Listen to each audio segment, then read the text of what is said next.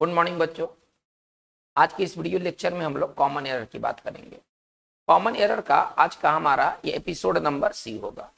पिछले एपिसोड ए और बी में हम लोगों ने कुछ मिसलेनियस कॉमन एरर की बात किया था। आज का ये जो एपिसोड सी है इसमें भी हम लोग मिसलेनियस क्वेश्चंस की बात करेंगे जो कि पिछले एग्जाम्स में पूछे गए हैं। इन क्वेश्चन की मदद से हम अपने तैयारियों का आकलन कर पाएंगे कि हम आगे आने वाले परीक्षाओं में हम कैसा प्रदर्शन कर पाएंगे। इसके अलावा हमारे पूरे पढ़ाई का एक तरह से रिवीजन हो जाएगा। आप इस मिसलेनियस क्वेश्चन को बनाने के लिए वीडियो के डिस्क्रिप्शन में दिए गए लिंक पर आप जाएं। आप वहां से मौजूद पीडीएफ में जो सवाल है आप उसको एक बार बना लें और इसके बाद ही आप अपने एनालिसिस के लिए कि आपका परफॉर्मेंस कैसा है, आपने टोटल क्वेश्चंस में कितने क्वेश्चन को आपने हल किया है, इसके लिए फिर आप वीडियो को आप देखें। इससे कि आपके प्रदर्शन में ना बेहतरी आएगी। तो चलिए हम अपने इस वीडियो सेशन में क्वेश्चन की शुरुआत करते हैं। क्वेश्चन नंबर 1 को देखते हैं पहले। देखिए करे क्या, we also have to take into account the schools are overcrowded. ठीक है ना, सवाल एक बार फिर से सुना जाए। करे क्या, we also have to take into account that the schools are overcrowded. इसमें मैं गलत फाइंड आउट करना है, ये गलत कहाँ है। चलिए ठीक है, देखिए आपको ये एक बात मैं आपको बताना चाहता हूं कि एक टेक इनटू अकाउंट क्या होता है। देखिए टेक इनटू अकाउंट जो होता है ना, टेक इनटू अकाउंट का मतलब क्या होता है। अगर आप किसी चीज को टेक इनटू अकाउंट करते हैं तो आप उस चीज को ना अपने नजर में रखते हैं कोई काम करते समय। ठीक है ना, कह रहे क्या कि जो मतलब हमें इस बात को नजर में रखना होगा कि जो स्कूल है ना आजकल बहुत ज्यादा उसमें ओवर क्राउडेड हो गए हैं। काफी उसमें संख्या में लोग आने लगे हैं, स्कूल में काफी संख्या में स्टूडेंट्स आने लगे हैं। हमें इस बात को भी नजर में रखना है, इस बात को भी ध्यान में रखना है। तो किसी बात को ध्यान में रखना, किसी बात को ध्यान में रखने के लिए हम टेक इनटू अकाउंट का प्रयोग करते हैं। टेक इनटू अकाउंट का हिंदी होता है ध्यान में रखना किसी काम को करते समय। लेकिन देखिए टेक इनटू अकाउंट का प्रयोग अकेले नहीं होता है। टेक इनटू अकाउंट का प्रयोग इस प्रकार से होता है, पैटर्न इस तरह से है, ढांचा इस तरह से है। टेक इनटू अकाउंट, इसके बाद आप इसमें जोड़िएगा द फैक्ट और इसके बाद आपका दैट क्लॉज आगे रहेगा। मतलब कहने का तात्पर्य क्या है कि जो टेक इनटू अकाउंट होते हैं ना उनका प्रयोग अकेले नहीं होता है। हम किस बात को ध्यान में रखेंगे, तो इस सच्चाई को ध्यान में रखेंगे जो सच्चाई आगे कहा गया है। हमारा वाक्य का बनावट कैसे होना चाहिए, we also have to take into account the fact that, तो आगे दे दिया गया है। देखिए क्या मिसिंग है, वाक्य में क्या छूट रहा है, तो द फैक्ट छूट रहा है क्योंकि आगे चल के ना दैट हमें दिखाई दे रहा है। तो जो टेक इनटू अकाउंट होता है वो आता है द फैक्ट के साथ। अगर दैट क्लॉज आगे है तो वो आएगा द फैक्ट के साथ, यानी कि वाक्य में द फैक्ट की जरूरत है। हमारा जो पहला का आंसर होगा वो होना चाहिए बी। हमारा जो पहला का आंसर होगा वो होना चाहिए बी। चलिए हम लोग सेकंड क्वेश्चन की ओर देखते हैं। सेकंड क्वेश्चन क्या कह रहा है, कह रहे कि ऑल द एयरक्राफ्ट्स, यानी कि जितने भी एयरक्राफ्ट्स हैं, ये खंड हमारा देखते हैं ये सही है या गलत है। Have to be checked and refuelled, यानी कि जितने भी एयरक्राफ्ट है उनको एक बार चेक कर लिया जाए और फिर उसमें दोबारा ईंधन भरा जाए। इसका हिंदी ये हुआ, इसमें हमें गलत पकड़ना है। देखिए एयरक्राफ्ट एक ऐसा नाउन है, ठीक है ना, एयरक्राफ्ट एक ऐसा नाउन है जो कि इसी रूप में ये सिंगुलर भी है और इसी रूप में ये प्लूरल भी है। एयरक्राफ्ट का प्लूरल एयरक्राफ्ट ही होता है। देखिए दो वर्ड है, एक एयरक्राफ्ट और एक स्पेसक्राफ्ट। दो वर्ड में आपको बताना चाहता हूं, ठीक है ना। एयरक्राफ्ट का हिंदी होता है वायुयान जो आप समझते हैं, और स्पेसक्राफ्ट का हिंदी होता है अंतरिक्षयान। ये दो ऐसे क्राफ्ट वाले नाउन हैं जो कि सिंगुलर भी यही हैं और प्लूरल भी यही हैं। मतलब ये इनको प्लूरल बनाने के लिए आपको अलग से एस लगाने की आवश्यकता नहीं है। इसका मतलब है कि जो एयरक्राफ्ट में हमें एस दिखाई दे रहा है वो नहीं होना चाहिए। इसका मतलब कि 2 का राइट आंसर जो होगा वो ए होगा। चलिए हम लोग क्वेश्चन नंबर 3 की ओर मूव कर रहे हैं। देखते हैं कि थर्ड सवाल क्या है, बहुत इंपॉर्टेंट होने वाला है। करेक्ट, इन स्वीडन, स्वीडन में many wives and husbands stay at home alternatively to look after their children. इसका हिंदी क्या हुआ कि स्वीडन में बहुत सारे हस्बैंड और वाइफ हैं वो अल्टरनेटिवली रहते हैं अपने बच्चों के देखभाल करने के लिए। मतलब कि हस्बैंड अगर काम पर गया है तो वाइफ एक दिन देखेगी बच्चों को, और जिस दिन वाइफ जाएगी काम पर उस दिन हस्बैंड उन बच्चों को देखेंगे। देखिए पहले कुछ बेसिक चीज समझा जाए। एक शब्द है अल्टरनेटिव, एक शब्द है अल्टरनेटिव, पहले आप ऐसे समझिए। एक शब्द है अल्टरनेटिव, अल्टरनेटिव का मतलब होता है वैकल्पिक। अल्टरनेटिव का हिंदी होता है वैकल्पिक।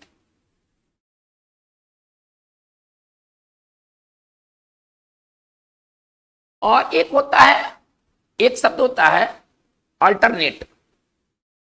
चलिए अल्टरनेट का मतलब क्या होता है ना, एक छोड़कर दूसरा, मतलब एक के बाद दूसरा, वन आफ्टर अनदर। इसको आप ऐसे समझिए, वन आफ्टर अनदर अंग्रेजी में कहें तो एक छोड़कर दूसरा। जैसे कि एक एक दिन क्लास हुआ, एक दिन क्लास नहीं हुआ, तो ये कौन क्लास चलता है? ये क्लास अल्टरनेट क्लास चलता है। अल्टरनेटिव का मतलब वैकल्पिक होता है। ठीक है, चलिए अब आपको कहना, सवाल क्या कर रहा है कि एक दिन हस्बैंड घर पर रहेगा अगर वाइफ अगर काम पर जाती है तो, और एक दिन वाइफ रहेगी यदि हस्बैंड काम पर जाता है तो इसका मतलब है कि हमें एडवर्ब किसका जरूरत है? हमें एडवर्ब अल्टरनेटिव का जरूरत नहीं है, ये तो वैकल्पिक है। हमें जरूरत है अल्टरनेट का, यानी कि एक छोड़कर दूसरा, प्रत्येक दूसरा। अल्टरनेट का जो शुद्ध हिंदी क्या होता है? इसका शुद्ध हिंदी होता है प्रत्येक दूसरा। चलिए अब इसका मतलब है कि हमें एडवर्ब किसका जरूरत है? हमें एडवर्ब अल्टरनेट का जरूरत है। तो जहां पर आपको अल्टरनेटिवली दिखलाई दे रहा है, जो इसका एडवर्ब दिखलाई दे रहा है, वहां पर इसका एडवर्ब होना चाहिए। अल्टरनेटली का मतलब इसका जो आप जहां पर आप अल्टरनेटिवली देख रहे हैं वहां पर आपको अल्टरनेटली नजर आना चाहिए। इसका मतलब है कि 3 का राइट आंसर हमारा सी होगा। ठीक है ना, वहां पर अल्टरनेटिवली की जगह पर अल्टरनेटली आना चाहिए। चलिए हम लोग क्वेश्चन नंबर 4 की ओर देखते हैं। 4 नंबर क्वेश्चन क्या कहता है?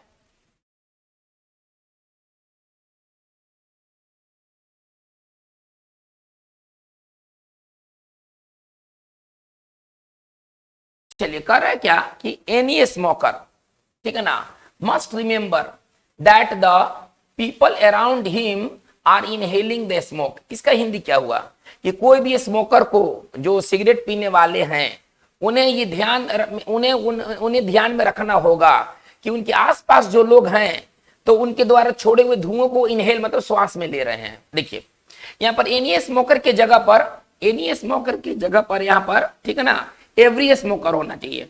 कोई स्मोकर के जगह पर होना चाहिए सभी स्मोकर। सभी स्मोकर को ये बात ध्यान में रखना चाहिए कि उनके द्वारा छोड़े गए धुओं को लोग अपने श्वास में लेते हैं। ठीक है ना, ये बात किसी भी स्मोकर के लिए नहीं है, सभी स्मोकर्स के लिए है। तो यहाँ पर एनी के जगह पर एवरी का प्रयोग होना चाहिए। ठीक है ना, एवरी का प्रयोग होना चाहिए। इसका मतलब है कि हमारा 4 का राइट आंसर जो होगा वो ए होगा। एनी के जगह पर एवरी का प्रयोग होना चाहिए। आइएगा नंबर क्वेश्चन नंबर 5 की ओर देखते हैं। क्वेश्चन नंबर 5 क्या है? क्वेश्चन नंबर 5 कह रहा है, जो बहुत इंपॉर्टेंट होने वाला है, कह रहे कि पीपल गो देयर, ठीक है ना, लोग वहां जाते हैं, when they are not able any more to look after themselves. जब लोग अपने आप को खुद देखभाल नहीं कर पाते हैं तब लोग किसी जगह पर जाने वाली बात हो रही है कि लोग वहां पर तभी जाते हैं जब वो अपनी देखभाल स्वयं नहीं कर पाते हैं। देखिए आपके लिए बहुत इंपॉर्टेंट मैं बात बता रहा हूं कि 3 हमारे पास एडवर्ब हैं। ठीक है ना, 3 एडवर्ब बहुत इंपॉर्टेंट एडवर्ब है। एक है नॉट एनी मोर, फिर एक है not any longer, not any more, not any longer, और एक है नो लॉन्गर। देखिए ये 3 एडवर्ब का मतलब क्या होता है? अब नहीं। इन तीनों का अगर हिंदी, अगर सरल हिंदी कहा जाए तो इनका हिंदी होता है अब नहीं। चलिए ठीक है ना, इन तीनों का जो नॉर्मल हिंदी होगा वो उसका अर्थ होगा अब नहीं। चलिए अब देखते हैं कि वाक्य में ये लगते कहां है, वाक्य में कहां पर प्रयोग होते हैं। तो ये जो दोनों आपको दिखाई दे रहा है, ठीक है ना, ये जो दोनों आपको नजर आ रहा है, ये वाक्य के अंत में आना चाहिए। ये वाक्य के इनका पोजीशन जो होता है ना, अंत में आना चाहिए। और इसको कहां आना है? नो लॉन्गर को वाक्य के बीच में आना है। थोड़ा ध्यान दिया जाए, ये वाक्य में कहां कहां आएंगे। इनका हिंदी है अब नहीं, और इनका जो हम पोजीशन क्या होगा वाक्य में, तो नॉट तो बीच में रहेगा। देखिए नॉट तो सेंटेंस के बीच में रहेगा, लेकिन ये भाग जो है ना, ये भाग और ये भाग ये अंत में चले जाएंगे। जैसे कि अगर हमें कहना है,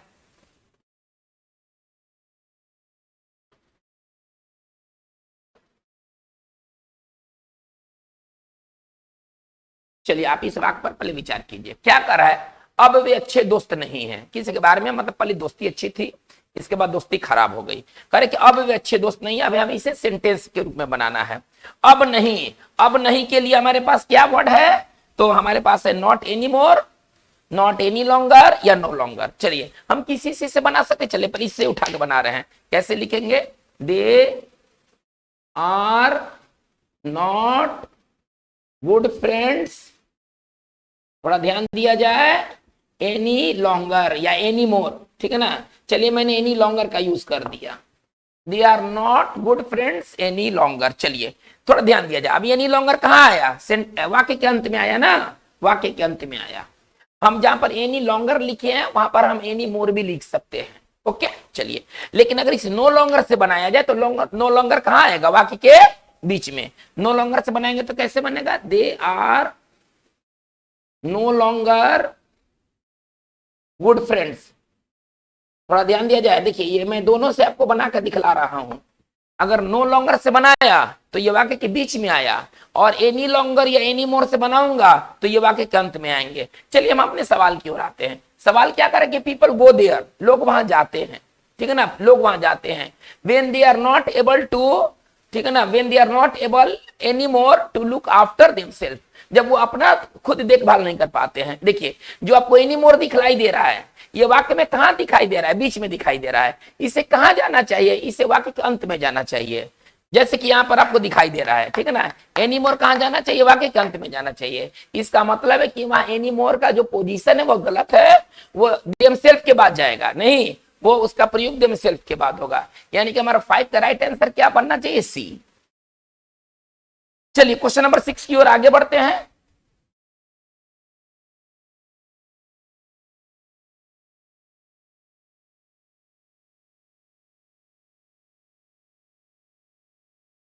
चलिए 6 नंबर का रह क्या?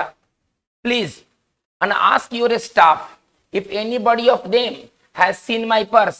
कृपया आप अपने स्टाफ से पूछिए कि किसी ने मेरे पर्स को देखा है। कोई सवाल कर रहा है। देखिए एक बात आपकी जानकारी के लिए बता दूं कि एनी अगर हम ऑफ के साथ इस्तेमाल करते हैं, ठीक है ना, अगर एनी का प्रयोग अगर हम ऑफ के साथ करते हैं तो फिर एनी के साथ ना कोई वर्ड नहीं आना चाहिए। जैसे देखिए ये ठीक है, एनी ऑफ ठीक है, एनी ऑफ देम ये वाक्य में ठीक है, लेकिन जब हम इस ऑफ के साथ इस्तेमाल करते हैं तो एनी के साथ एनी बॉडी, एनी वन जैसा वर्ड नहीं आना चाहिए। अगर हम इस ऑफ के साथ इस्तेमाल करते हैं तो हमारा इतना जो खंड आपको जो दिखाई दे रहा है ये नहीं होना चाहिए। इसका मतलब है कि क्वेश्चन में जो एनी बॉडी लिखा गया है, ठीक है ना, उसमें बॉडी नहीं होना चाहिए, उसमें केवल एनी का प्रयोग होना चाहिए। ऑफ के साथ केवल एनी। हाँ अगर ऑफ नहीं रहता तो हम एनी बॉडी कह सकते थे, अगर ऑफ नहीं रहता तो हम एनी बॉडी कह सकते थे, लेकिन ऑफ लगने के बाद ना ये चीज नहीं होना चाहिए। इसका मतलब आप समझ सकते हैं कि राइट आंसर जो होगा 6 का राइट आंसर बी होगा। 6 का जो राइट आंसर होगा वो बी होगा। चलिए हम लोग आते हैं 7 की ओर। क्वेश्चन नंबर 7 देखते हैं। क्वेश्चन नंबर 7 क्या कर रहा है? अरे क्या आई एम सॉरी, है ना, मुझे खेद है, that I won't be able to attend your wedding, कि मैं तुम्हारे शादी में नहीं आ सकता, ठीक है ना। Anyway I would like to give you, ठीक है ना, समथिंग, ठीक है ना, फॉर योर न्यू होम। देखिए वहां पर एनीवे की जगह पर ना हाउएवर होना चाहिए जब आपको उल्टा बात बताना है। देखिए पहले क्या करा है कि मैं आपके शादी में नहीं आ सकता हूं, लेकिन आपके नया घर के लिए मैं कुछ गिफ्ट देना चाहता हूं। सवाल का मतलब ये मतलब हुआ, ठीक है ना, मैं आपको कुछ देना चाहता हूं आपके नए घर के लिए। मैं शादी में तो नहीं आ सकता हूं, लेकिन आपके नए घर के लिए आपको कुछ देना। लेकिन वाली बात है। अब लेकिन वाली जो बात होती है वो किससे बनेगा? एनीवे से नहीं। एनीवे दूसरा चीज बताता है। मैं इस पर अभी ज्यादा जाना नहीं चाहता हूं। विपरीत बात बताने के लिए, क्लोज ऑफ कंट्रास्ट बताने के लिए, थोड़ा ध्यान से सुना जाए, क्लोज ऑफ कंट्रास्ट बताने के लिए हमें जरूरत किसका है? हमें जरूरत है हाउएवर का, ठीक है ना, हमें जरूरत है नेवरदिलेस का, थोड़ा ध्यान दिया जाए, हमें जरूरत है नॉनदिलेस का। ये जो चीज है ना ये क्लोज ऑफ कंट्रास्ट बताते हैं। थोड़ा ध्यान से सुना जाए, ये उल्टी बात बताते हैं। मैं आपके शादी में नहीं आ सकता हूं, लेकिन आपके नए घर के लिए कुछ देना चाहता हूं। इसका मतलब है कि एनीवे की जगह पर क्या होना चाहिए? 3 में से कोई भी उठा के रख दीजिए, सबका मतलब एक ही है। इसका मतलब है कि हम यहाँ पर हाउएवर का इस्तेमाल करना चाहते हैं। ये जो पार्ट हमारा बी गलत होगा। 7 में एनीवे की जगह पर हम हाउएवर रख रहे हैं।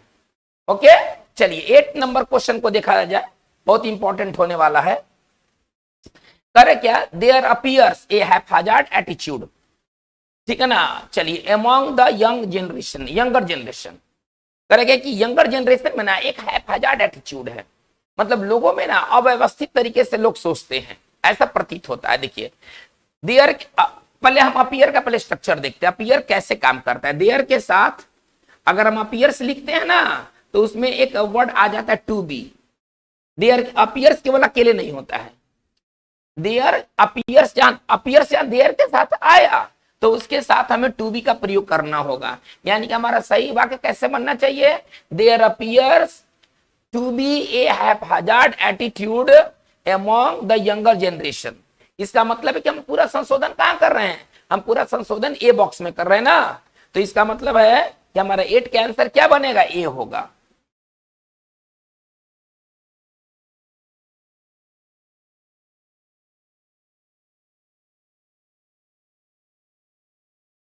चलिए हम 9 क्वेश्चन की तरफ आते हैं, 8 का आंसर जो होगा वो ए होगा। क्वेश्चन नंबर 9 को देखते हैं। क्वेश्चन नंबर 9 क्या कहता है, करे क्या, some husbands don't approve the idea of their wifes having a job. कुछ ऐसे हस्बैंड होते हैं वो इस बात को सही नहीं मानते हैं कि उनकी वाइफ जॉब करे। देखिए अप्रूव के साथ पिछले वीडियोस में भी बात किया गया था। देखिए पहले समझने की कोशिश कीजिए, अप्रूव को पहले समझिए आप। अप्रूव के साथ हम ऑफ लगाते हैं जब हम ये मानते हैं कि जो चीज है वो सही है, जब हम किसी की सराहना करते हैं, जब हम किसी चीज को स्वीकार करते हैं, उस मामलों में अप्रूव ऑफ। सराहना माना स्वीकार करना, मतलब सराहना आप पसंद करना, ठीक है ना, पसंद करना आप ऐसे समझ लीजिए। तो हम उसके साथ अप्रूव के साथ क्या यूज करते हैं, अप्रूव ऑफ। लेकिन जब कोई सरकार किसी चीज को स्वीकार कर लेती है तो अप्रूव के साथ ऑफ नहीं होना चाहिए, विदाउट प्रीपोजिशन। अप्रूव के साथ कोई प्रीपोजिशन नहीं होना चाहिए, पहले आप ऐसे समझें, ठीक है। जब स्वीकार करने वाली कोई चीज की बात हो जाएगी तो अप्रूव के साथ नो प्रीपोजिशन। जैसे कि देखिए अगर हमको कहना है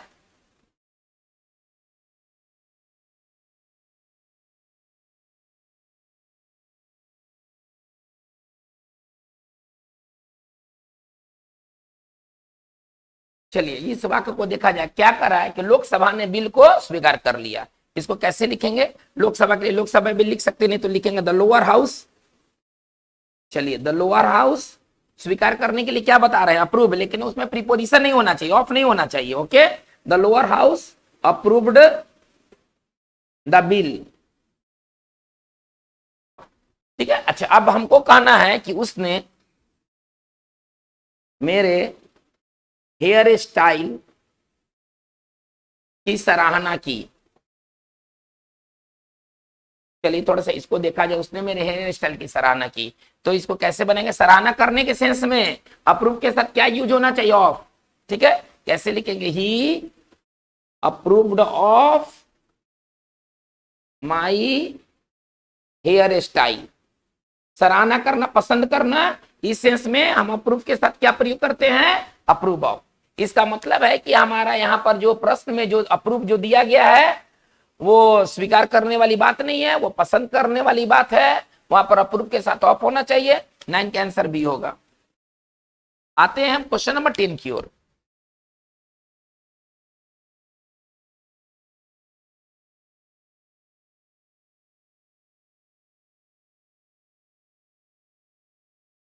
चलिए क्वेश्चन नंबर 10 क्या कर रहा है कि देयर आर सेवरल गुड, ठीक है ना, आर्गुमेंट्स फॉर पीपल है ना preferring to live in the countryside. कहने का मतलब है कि लोगों के पास कई ऐसे तर्क है, क्वेश्चन में ये दिया हुआ है कि गांव में वो क्यों रहे, इनके इसके लिए ना उनके पास कई तर्क है। देखिए कई तर्क नहीं होना चाहिए, कई कारण होना चाहिए। लोगों के पास ना ऐसे कई कारण हैं, है ना, जो ये बात कह सके कि उन्हें क्यों गांव में रहना चाहिए। आर्गुमेंट, देखिए आर्गुमेंट का जो यहाँ जो यूज है ना वो गलत यूज है। आर्गुमेंट का ना यहाँ पर गलत यूज किया गया है। आर्गुमेंट का मतलब तर्क, यहाँ तर्क का कोई सेंस नहीं है, थोड़ा ध्यान दिया जाए। यहाँ पर कारण का सेंस है, अतः आर्गुमेंट की जगह पर क्या होना चाहिए, रीजन होना चाहिए। तो चलिए अब हम यहाँ पर मतलब आंसर क्या पाते हैं, तो जो 10 का राइट आंसर क्या होगा, बी होगा। जहां पर आर्गुमेंट लिखा वहां पर रीजन होना चाहिए। चलिए अब हम नंबर 11 की ओर आगे बढ़ते हैं, देखते हैं 11 क्या कर रहा है। चलिए करे क्या, she comes to me, sorry she comes to see me, ठीक है ना, 3 times in a week for help with her arithmetic. चलिए देखिए, एक बात आपको प्रीपोजिशन वाले वीडियो में बताया गया है, 3 times इन ए डे, है ना, इस तरह के एक्सप्रेशन में ना प्रीपोजिशन का प्रयोग नहीं होना चाहिए। जो आपको इन दिखलाई दे रहा है वो नहीं होना चाहिए। आप नो प्रीपोजिशन वाले वीडियो में आप देखेंगे तो ये चीज डिटेल से बताया गया है। अतः राइट आंसर 11 का आंसर बी होना चाहिए। जहां पर इन लिखा है वहां पर इन नहीं होना चाहिए। चलिए नंबर 12 में देखते हैं, क्वेश्चन नंबर 12 क्या कहता है। चलिए क्वेश्चन नंबर 12 कर रहा है क्या कि देयर आर 2 आर्टिफिशियल लेक्स, ठीक है ना, one for swimming and other for fishing. मतलब कि 2 आर्टिफिशियल लेक है, एक स्विमिंग के लिए है और एक फिशिंग के लिए है। थोड़ा ध्यान दिया जाए। देखिए पहले बात समझिए, आर्टिफिशियल का मतलब क्या होता है, जो कि प्राकृतिक चीजों से नहीं बना हो। वो चीज आर्टिफिशियल में किसको कहते हैं, जो प्राकृतिक चीजों से नहीं बना हो।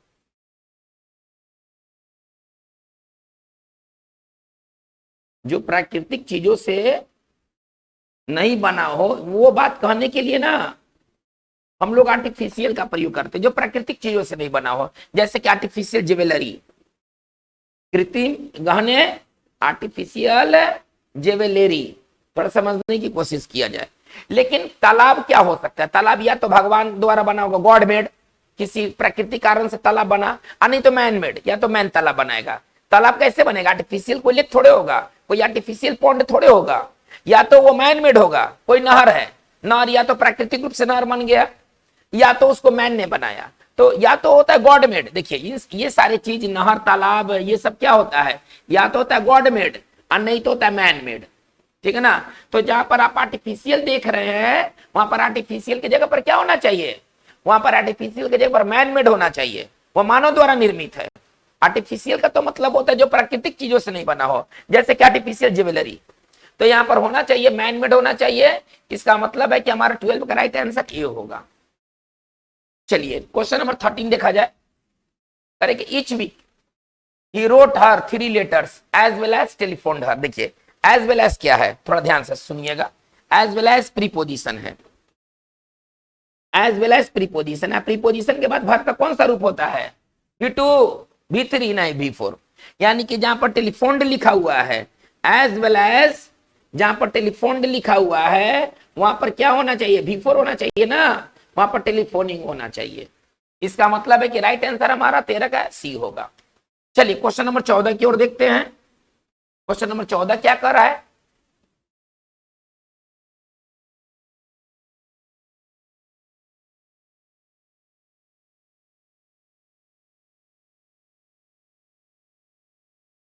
चलिए करें कि at one time it seemed as if men were stronger than women in every respect. देखिए एक समय ऐसा प्रतीत होता था कि जो मैन है ना वो वुमेन से हर मामलों में स्ट्रॉन्गर है, मजबूत है। देखिए पहले एक एरर के पहले एक हिस्सा को लेके चलते हैं। At one time it seemed, ये पास्ट टेंस की बात है, तो सीम्ड में बदल गया, तो एक खंड सही है।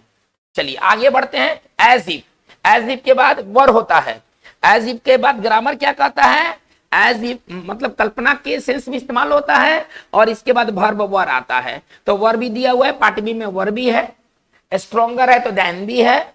चलिए यानी कि हमारा पार्ट बी सही है, गलत नहीं है। पहले को पहले सिलेक्ट करते हैं। चलिए इन एवरी रेस्पेक्ट वो भी सही है, यानी कि इसका जो राइट आंसर होना चाहिए नो एरर, डी। 14 का राइट आंसर होना चाहिए डी। चलिए क्वेश्चन नंबर 15 की ओर आते हैं। करे क्या कि another function of newspaper is to shape public opinion and in this respect, ठीक है ना, करा क्या, एस्पेक्ट की जगह पर रिस्पेक्ट होना चाहिए। देखिए गलती यहीं से पकड़ा गया ना, आप लैंग्वेज पढ़िएगा ना तो आपको पता चल जाएगा। भले आप कॉमन एरर का कारण नहीं दे सके, लेकिन जब पढ़ने के दौरान ही पता चल जाता है कि गलत क्या है, ठीक है ना, वो आप पढ़िएगा तो आपको पता चल जाएगा, एहसास हो जाएगा कि इसमें ये चीज गलत हो, अटपटा लग रहा है, ठीक है ना। आप कारण भले नहीं दे सकते हैं क्या क्या होना चाहिए, लेकिन अरे आपको तो जवाब देना है बच्चों, आपको जवाब देना है, कम समय में जवाब देना है। आपके पास इतना समय नहीं है कि आप एक एक चीज का एनालिसिस एग्जामिनेशन हॉल में कीजिए। वहां पर एस्पेक्ट की जगह पर रिस्पेक्ट होना चाहिए। और इस मामले में करा के एस्पेक्ट का मतलब तो रूप होता है, रेस्पेक्ट का मतलब मामले में, इस मामले में जो हिंदू है वो बहुत इन्फ्लुएंशियल है, प्रभावशाली है। इसका मतलब है कि जहां पर आपको एस्पेक्ट दिखाई देता है, जहां पर आप एस्पेक्ट देखते हैं वहां एस्पेक्ट के जगह पर क्या होना चाहिए, रेस्पेक्ट। इस मामले में 15 का राइट आंसर क्या होना चाहिए, बी होना चाहिए। चलिए क्वेश्चन नंबर 16 की ओर देखते हैं। 16 नंबर क्या कहता है, करे क्या कि the first chapter is concerned about the disposal of nuclear waste. देखिए कंसर्न्ड का इस्तेमाल कैसे होता है, कंसर्न्ड के साथ अबाउट नहीं लगता है। यदि कोई चीज किसी चीज के बारे में है तो वहां पर कंसर्न्ड विद का प्रयोग होता है। या तो देखिए, या तो हम लिखेंगे कंसर्न्ड विद, नहीं तो सीधे लिखेंगे कंसर्न्स। चलिए इसका मतलब होता है किसी चीज के बारे में होना, मतलब किसी चीज के बारे में होना, आप ऐसे समझिए, किसी चीज के बारे में होना।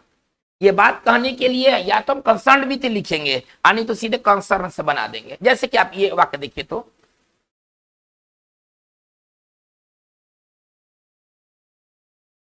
देखिए वाक्य मैं यहां बना रहा हूं, थोड़ा सा समझने की कोशिश कीजिएगा।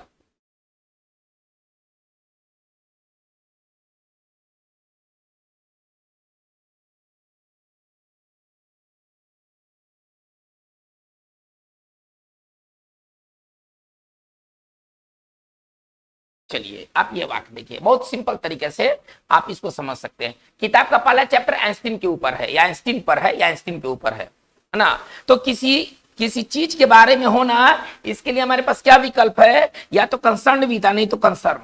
हम दोनों में से किसी से बना सकते हैं, हम इसको दोनों से बना के दिखलाते हैं। चलिए द फर्स्ट चैप्टर कैसे लिखेंगे, द फर्स्ट चैप्टर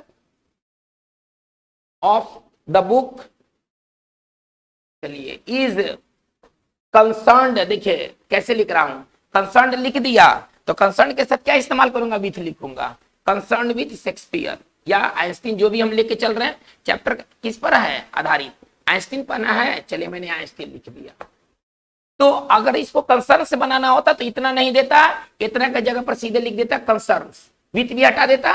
चलिए इसको दूसरा तरीके से कैसे बनाता, इतना हटा के सीधे लिख देता कि the first chapter of the book concerns Einstein. कहने का तात्पर्य क्या है कि कंसर्न अबाउट नहीं होता, पहले आप ये समझें। कंसर्न के साथ या तो हम विथ लिखेंगे, नहीं तो कंसर्न को अकेला छोड़ देंगे।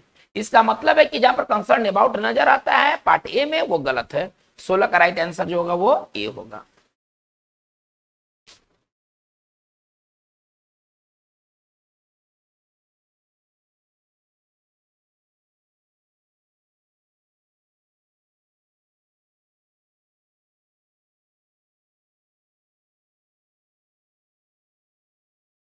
चलिए हम 17 की ओर आते हैं। 17 सवाल क्या करे, आप देख रहे हैं, करे कि एज ए कंक्लूजन। देखिए यहीं पर गलत मिल गया ना, एज ए कंक्लूजन नाम का कोई फ्रेज नहीं होता है, इन ए कंक्लूजन होता है, मतलब निष्कर्ष के तौर पर। कंक्लूजन से क्या बोध होता है, निष्कर्ष का बोध होता है, ठीक है ना। तो एज ए कंक्लूजन नहीं होता, इन ए कंक्लूजन होता है, निष्कर्ष के तौर पर। यानी कि हमें अब आगे पढ़ने की जरूरत नहीं है, हम अपना टाइम क्यों नुकसान करें। तो इसका मतलब है कि 17 का राइट आंसर जो होगा वो ए होगा। हमें शुरू में गलत अगर मिल गया तो आगे जाने की जरूरत नहीं है। एक क्वेश्चन में एक ही एरर होते हैं, ठीक है ना, दो एरर नहीं होते हैं। चलिए नंबर 18 की ओर देखते हैं। नंबर 18 क्या कर रहा है, करेंगे she has no confidence for what the future has to offer. देखिए कॉन्फिडेंस इन होता है, कॉन्फिडेंस फॉर नहीं होता है। कॉन्फिडेंस के साथ प्रीपोजिशन क्या लगेगा, थोड़ा समझने की कोशिश किया जाए। कॉन्फिडेंस का मतलब होता है विश्वास, ठीक है ना, और किसी चीज में किसी के ऊपर विश्वास होता है। कॉन्फिडेंस के साथ लगने वाला प्रीपोजिशन इन होगा। तो यहां पर जहां पर आपको फोर दिखलाई देता है वहां पर इन होना चाहिए। 18 का राइट आंसर हमारा बी होगा। चलिए नंबर 19 में आते हैं, देखते हैं नंबर 19 क्या कहता है। Correct, almost every day we confront with some new environmental problem. हर दिन हम लोग नया नया इन्वायरमेंटल प्रॉब्लम का सामना करते हैं। कॉन्फ्रंट के साथ नो प्रीपोजिशन, आप इसके लिए एक बार नो प्रीपोजिशन का वीडियो जरूर देख ले। नो प्रीपोजिशन हर एग्जाम में पूछे जाने वाला टॉपिक है, आप ऐसा समझिए। प्रीपोजिशन से कुछ पूछे या ना पूछे, लेकिन नो प्रीपोजिशन से रिलेटेड सवाल जरूर पूछे जाते हैं।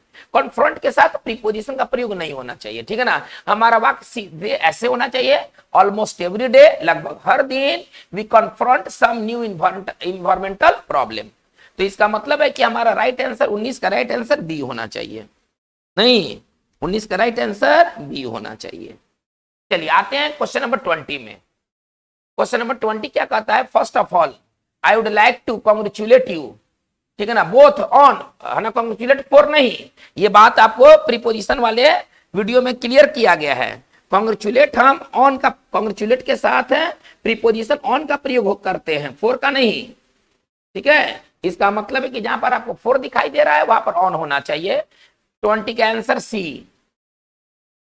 चलिए आते हैं 21, क्वेश्चन नंबर 21 देखते हैं। कर है क्या, people today are more conscious, conscious about नहीं, कॉन्शियस ऑफ, कॉन्शियस के साथ हम ऑफ का इस्तेमाल करते हैं। इसका मतलब है कि 21 का राइट आंसर बी होना चाहिए।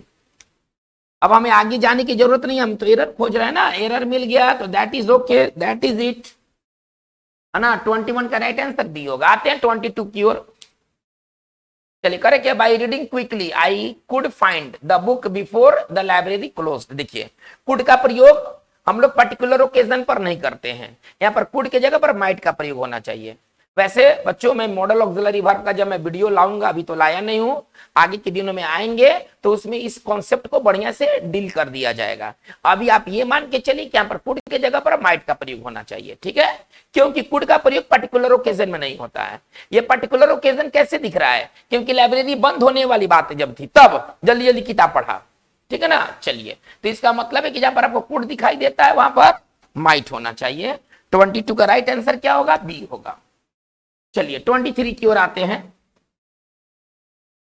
करेंगे the boys and girls in my school course, है ना, come from all over the world. देखिए कोर्स के साथ ना ऑन लगता है, ठीक है ना, कोर्स के साथ प्रीपोजिशन ऑन लगता है। ऑन द कोर्स, कोई चीज ऑन द कोर्स होता है, आप ऐसे समझिए। ऑन द करिकुलम होता है, कुछ और जान लीजिए, ऑन द सिलेबस होता है। तो कोर्स और करिकुलम के साथ ना प्रीपोजिशन हम ऑन का प्रयोग करते हैं। जैसे कि अगर हमें कहना है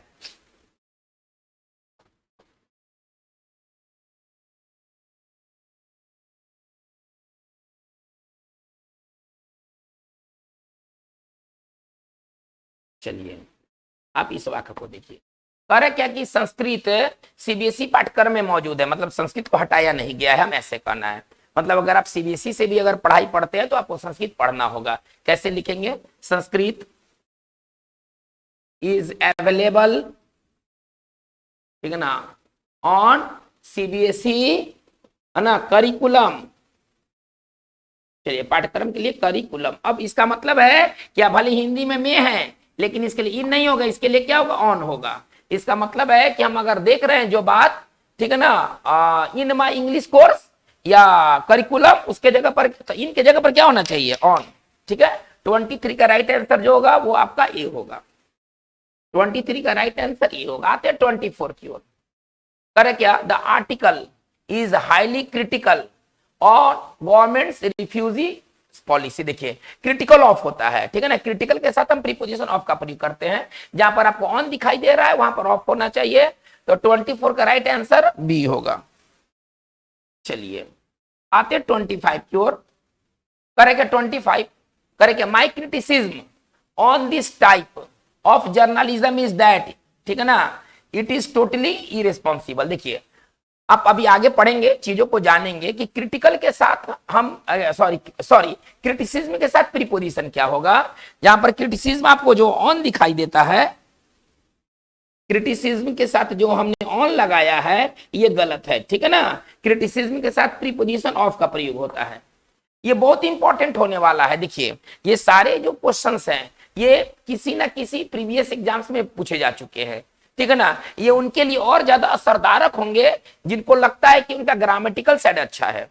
तो ग्रामर देखिए, मतलब मेरा आपसे यही सलाह है कि पहले आप लिंक पर जाएं, क्वेश्चन को वहां से पहले आप पीडीएफ में जो मौजूद है पहले आप उसे बना ले और इसके बाद ही आप इस वीडियो को देखें। तो हम क्या पाते हैं कि हमारा आंसर क्या होना चाहिए, क्रिटिसिज्म के साथ क्या होना चाहिए, ऑन गलत, ऑफ होना चाहिए। इसका मतलब है कि हमारा 25 का राइट आंसर ये होगा। नहीं, 25 का राइट आंसर ये होगा। 26 की ओर आते हैं। Correct, as yet nobody has found cure to AIDS और कैंसर। अभी तक किसी ने कैंसर या एड्स का इलाज नहीं पाया है। क्योर के साथ अभी हम लोग देखेंगे अभी देखना बाकी है, क्योर के साथ प्रीपोजिशन फॉर का प्रयोग होगा, ठीक है ना। क्योर फॉर एड्स और कैंसर होना चाहिए, ठीक है ना। क्योर के साथ टू नहीं, क्योर के साथ फोर, यानी कि हमारा जो 26 का राइट आंसर सी होना चाहिए। चलिए हम लोग 20 नंबर 7 की ओर आते हैं। करे क्या, it was this film that first aroused my curiosity on Indian culture. Curiosity के साथ हम अबाउट का प्रयोग करते हैं, ठीक है ना, ऑन का प्रयोग नहीं, अबाउट का प्रयोग करते हैं। हमारा 27 का राइट आंसर सी होगा। चलिए 27 का राइट आंसर सी होगा। आते 28 की ओर। क्या कहा गया 28 में, I went there hoping to learn something about Indian culture and custom. देखिए आई वेंट देयर ये ठीक है, होपिंग टू लर्न ये भी ठीक है, समथिंग अबाउट ये भी ठीक है, सारा खंड को एक बार चेक कर लेते हैं। इंडियन कल्चर एंड कस्टम ये भी ठीक है, यानी कि इसमें कहीं भी त्रुटि नहीं है। 28 का राइट आंसर डी होना चाहिए। चलिए 29 की ओर हम आगे बढ़ते हैं। हम लोग 29 की ओर आगे बढ़ते हैं। 29 सवाल कर रहा है क्या, दो रेशनलाइजेशन दे वेयर, है ना, सॉरी थ्रू रेशनलाइजेशन, है ना, मतलब कि रेशनलाइजेशन के माध्यम से। चलिए they were able to cut down the cost of production. देखिए जब आप कोई चीज में कमी लाते हैं, किसी चीज की कीमत में कमी लाते हैं, तो कट डाउन का प्रयोग नहीं करते हैं, ठीक है ना। वहां पर कट के साथ जो डाउन होगा उसमें डाउन को हटा दिया जाता है, सिर्फ कट का प्रयोग हम करेंगे। अगर किसी चीज की कीमत में कमी लाते हैं, किसी चीज का आकार छोटा कर देते हैं, रिड्यूस के मामलों में कट डाउन नहीं होता है, केवल कट होता है। तो जहां पर आप cut down the cost of production देख रहे हैं, वहां पर कट डाउन में डाउन नहीं होना चाहिए। इसका मतलब है कि हमारा 29 का आंसर जो होगा वो बी होगा। चलिए आते हैं 30 नंबर पर। करे क्या, विदाउट ए कार, ना you are virtually cut from society. देखिए अगर आप किसी से अलग थलग है, ठीक है ना, आप इसको ऐसे समझिए, अगर आप किसी से अलग थलग है तो कट फ्रॉम नहीं होता है, अलग थलग रहने के लिए कट ऑफ फ्रॉम होता है। थोड़ा ध्यान देते हैं क्या होना चाहिए और क्या नहीं होना चाहिए।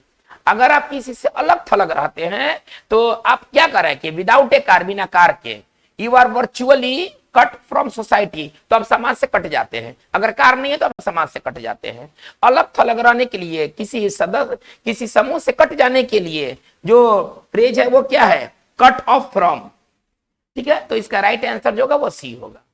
तो बच्चों आज का हमारा ये जो वीडियो सेशन में इतना सारा क्वेश्चन रहा, ये सभी बहुत ही क्वालिटी के सवाल हैं। पहले आप इसके पहले बनाएं, इसके बाद ही आप इस वीडियो को देख करके अपने परफॉर्मेंस को एक बार चेक कर लें।